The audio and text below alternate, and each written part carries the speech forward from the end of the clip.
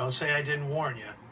Man, that has got to be the darkest, bleakest movie ever made in the classic era. You need a chainsaw to cut the nihilism.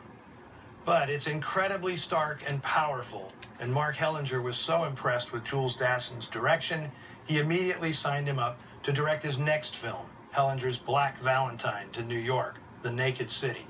It was an even bigger hit than Brute Force.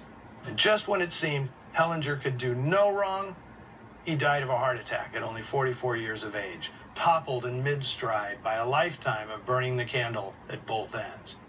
The noir torch was passed to Dassin, who moved over to 20th Century Fox to make two more terrific crime films, Thieves Highway and Night in the City.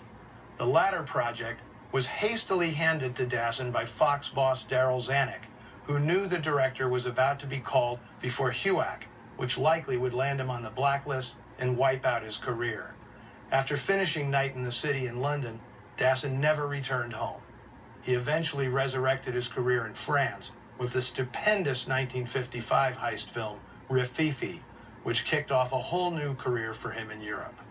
Now, as stunning as his direction is, Dassin's masterstroke in Brute Force was casting Hume Cronyn as the evil captain of the guards. It was a brilliant way of driving home the idea that a meek, insecure man, granted a bit of power and authority, could quickly become a monster. I love to tell the story of running into Hume Cronyn years ago at a restaurant in New York.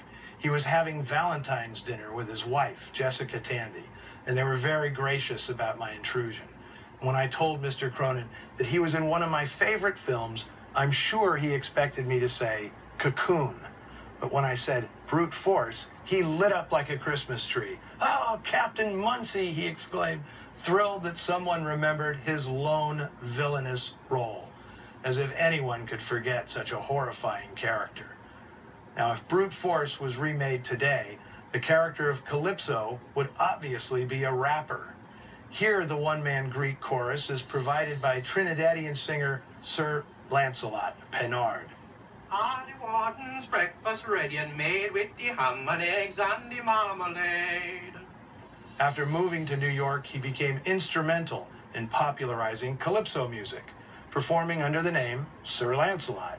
During the 1940s, he was a regular at the legendary Village Vanguard in Manhattan, and no less than Harry Belafonte credited Sir Lancelot with inspiring his love of calypso. As an actor, he made 11 films in his career, including To Have and Have Not and a trio of Val Lewton horror pictures. Lancelot Pennard lived to the ripe old age of 99. Now, on tap next week, A Manhunt shot by the great John Alton, which inspired one of its stars to create the most famous cop show of all time. Until then, the plan's a flop. It's every man for himself.